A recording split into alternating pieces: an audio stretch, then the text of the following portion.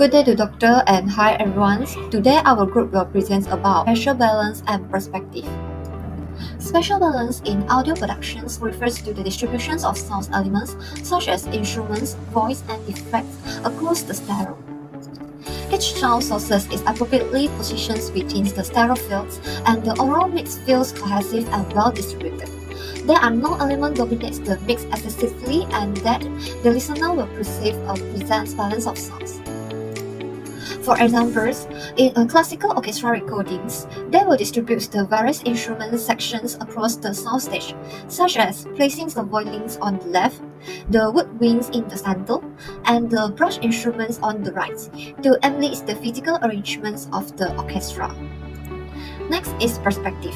Perspective is refers to the perceived distance and the depth of the sound sources within the mix.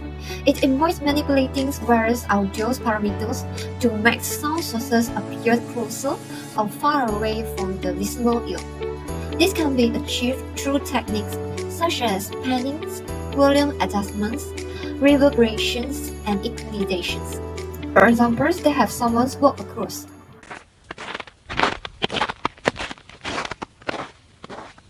Stimulates the perspective of a person passing by in films or video games by gradually panning the sounds from left to right to mimic the movements of the persons.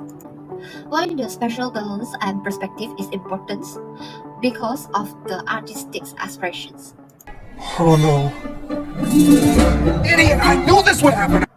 From the examples audios, we can note the producers use this technique to shape the emotional impacts of a piece of music or a scene in a film, so that we can perceive the feelings of nervous, angry, and know that something happens. Second is to avoid listener fatigue. An improper spatial balance or a lack of perspective can result in listener fatigue. When sounds are poorly distributed or overly intense, it can be tiring for the listeners to process the audios and reducing their enjoyment of the content. Thirdly is because realism and immersions. The spatial balance and perspective can help to create a more realistic and immersive audio experience for the listener. By mimicking how sound sources are positioned in a real-world environment, audio producers can make a listener feel that they are present in the recording space, whether it's a concert venue, a film scene, or a virtual environment. So the next is how to achieve the good spatial balance and the perspective in the audio. The first one is the panning and the stereo imaging. So I will going to explain what is the panning and the stereo imaging of the meaning first. So for the panning is the process of the positioning individual sound within the stereo fields, and the stereo imaging is uncompress the overall perception of the stereo width and spatial depth within a mix. So when these two methods used together is to create a sense of space and separation between the different elements of the mix. So when we're using the pannings, it's used to adjust the placements of audio sources in the stereo fields. For examples, the pan instruments to the left or right to create a sense of width. Central sound can be used for a more focused and upfront presence. For the stereo widenings, it's used to utilize the stereo widening or techniques to enhance the perceived width of your mix, but use them sparingly to avoid the phase issue. So the second one is the reverb and delay. The reverb is meaning of emulate sounds wave reflecting off surface to create a sense of that dimension space, while the delay is to create a copy of a signal and play it back at a desired turns interval to emulate an echo effect. So when we're using this method, it will create a deep and perspective in our mix, and the shorter drive reverse can make the sound feel closer. When going to longer, the better reverse will push them further back in the mixer. So there is an experiment when we pre-delay setting will create the iterations of distance. So when longer pre-delay time will make a sound seems farther away. So the third method is the EQ and the frequency balance. So the EQ, or we going to set aside as quantizations, is the process of changing the balance of different frequency components on an audio signal.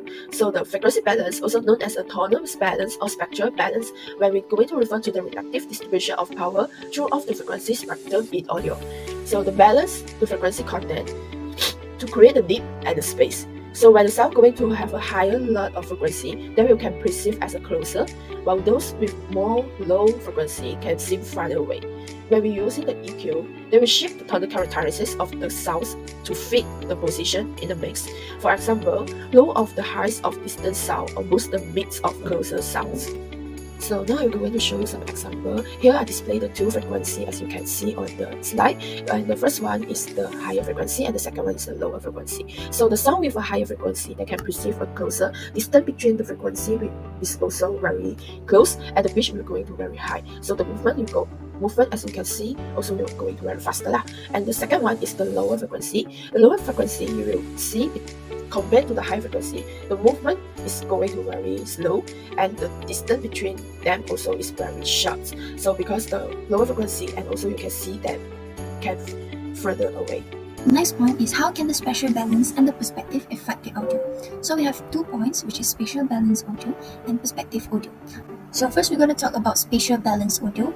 First is imbalanced frequency response. It is to ensure that all frequencies are reproduced or recorded accurately, or else it can result in a lack of clarity, muddiness, or harshness in the sound.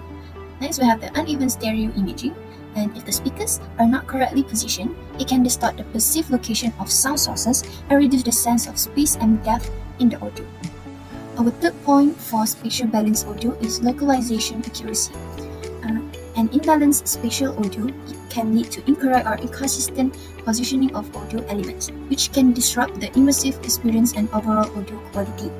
And then we have the room acoustics, and if the spatial audio is unbalanced, it can create excessive reflections or standing waves that can impact the way sound is distributed in a space. These room-related issues can cause imbalances in frequency, response, and spatial perception, degrading audio quality. Then we have the perspective audio. For the first point is listener's perspective. Listener's perspective can be divided into 2 points, which is listener's location and listener's orientation. For listener's location, the position of the listener relative to the sound source or the playback system can significantly affect how they perceive the audio. While the listener's orientation is when the orientation of the listener's head and ears can also affect audio perception, and changes in the head position can alter the perceived direction and spatial characteristic of the sound. The second point for perspective audio is recording and reproduction techniques. It can also be divided into 2 points, which is microphone placement and stereo and surround techniques. For microphone placement, the choice of microphone placement and technique during recording can influence the perspective of the audio. For example, close miking captures more direct sound and minimizes room reflections, while distant or ambient miking captures a broader perspective that includes the surrounding acoustic environment. While the stereo and surround techniques use a different microphone setups and recording techniques can create various spatial perspectives. As a result, multiple perspectives for creating immersive audio experiences. Next, we have the sound source characteristics. It can be divided into 3 points, which is directivity, sound source movement, and distance and size. For directivity, the directivity of a sound source affects the perceived perspective. Highly directional sources like spot microphones on instruments emphasize the direct sound, while omnidirectional sources capture a more natural and diffuse perspective. For sound source movement, changes in the position of a sound source can dynamically alter the perspective.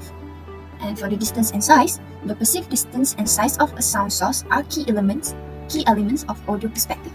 A sound source that is close and small may be perceived differently from one that is distant and larger. How spatial balance can affect the perspective? And there are 3 ways. First is localization and directionality. When sound sources are correctly positioned in space, the listener can perceive their directionality, which contributes to a more realistic sense of perspective. And second is proximity and distance. By adjusting the volume levels and tonal characteristics of different sound sources, spatial balance can convey the illusion of proximity and distance. And third is sound movement. When a sound source moves from one position to another, spatial balance adjusts the distribution of sound across speakers to maintain a consistent perspective.